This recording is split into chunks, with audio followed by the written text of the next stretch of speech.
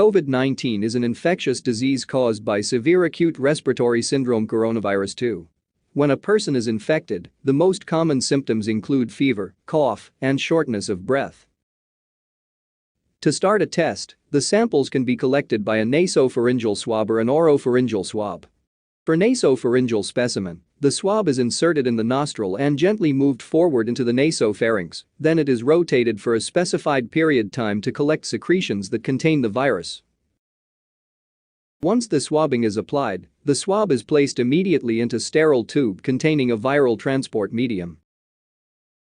The standard method of coronavirus testing is polymerase chain reaction (PCR), which is a method that used widely in molecular biology to make millions to billions of copies of a specific DNA fragment rapidly. Coronaviruses contain an extraordinarily long single-stranded RNA genome. To detect these viruses with PCR, RNA molecules must be converted into their complementary DNA sequences by reverse transcriptase. Then the newly synthesized DNA can be amplified by standard PCR procedures. This approach is universally known as RT-PCR.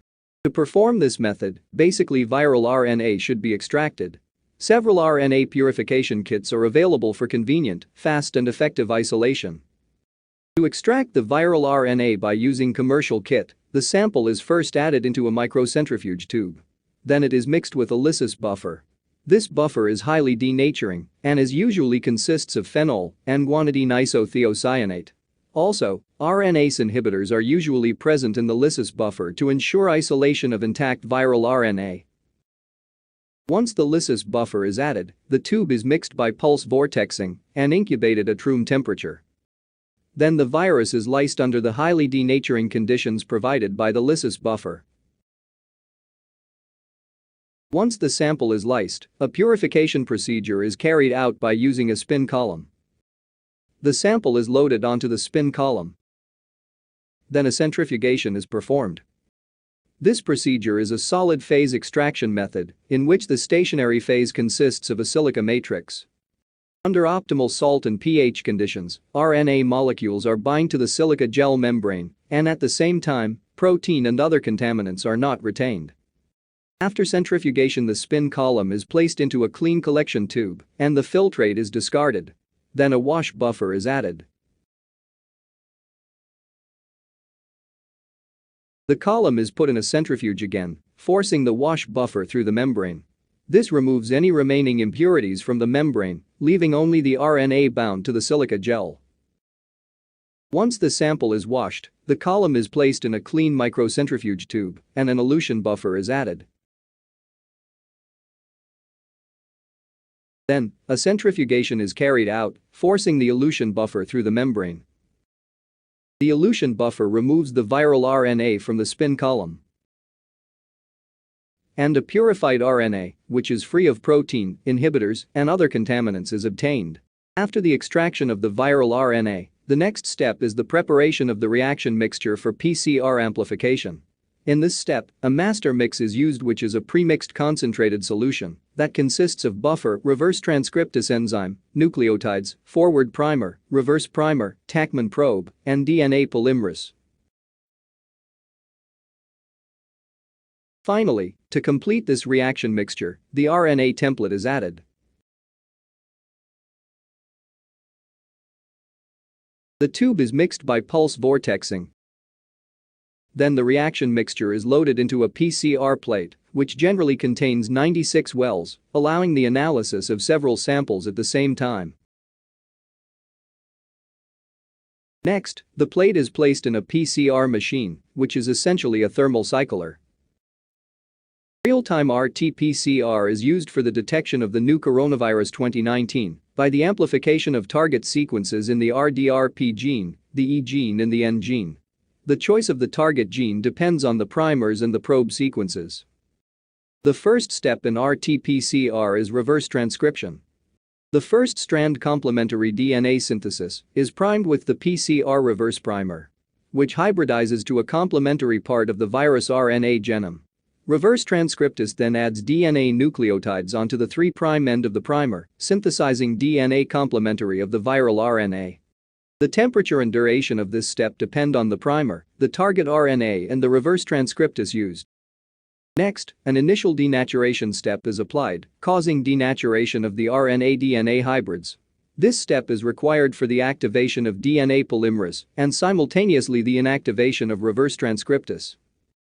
PCR consists of a series of thermal cycles, with each cycle consisting of denaturation, annealing, and extension steps. Denaturation step consists of heating the reaction chamber to 95 degrees Celsius. And it is used for denaturation of the double-stranded DNA template. In the next step, the reaction temperature is lowered to 58 degrees Celsius, allowing annealing of the forward primer to its complementary part of the single-stranded DNA template. The annealing temperature relies directly on length and composition of the primers. In the extension step, the DNA polymerase synthesizes a new DNA strand complementary to the DNA template strand by adding free nucleotides from the reaction mixture that are complementary to the template in the 5' to 3' direction. The temperature at this step depends on the DNA polymerase used. After the first cycle, the double-stranded DNA target is obtained. Then, the denaturation of this double-stranded DNA is performed, yielding 2 single-stranded DNA molecules. In the next step, the reaction temperature is lowered, allowing annealing of the primers to each of the single-stranded DNA templates and annealing of the Tachman probe to its complementary part of the target DNA. Tachman probe consists of a fluorophore covalently attached to the 5' end of the oligonucleotide probe. The fluorescence is emitted by the fluorophore when it is excited by the cycler's light source. Also, this probe consists of a quencher at the 3' end. The close proximity of the reporter to the quencher prevents detection of its fluorescence. In the extension step, DNA polymerase synthesizes new strands. When the polymerase reaches a Tachman probe, its endogenous 5' nuclease activity cleaves the probe, separating the dye from the quencher. With each cycle of PCR, more dye molecules are released, resulting in an increase in fluorescence intensity proportional to the amount of amplicon synthesized. This method allows the estimation of the amount of a given sequence present in a sample.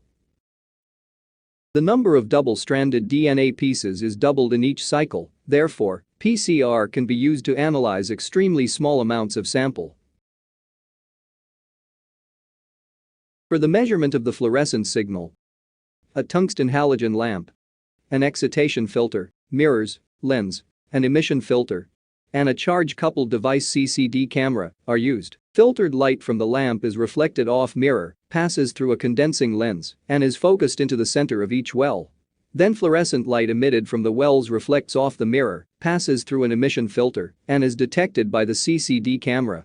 In each PCR cycle, light from excited fluorophore can be detected by the CCD camera, which converts the light that it captures into digital data.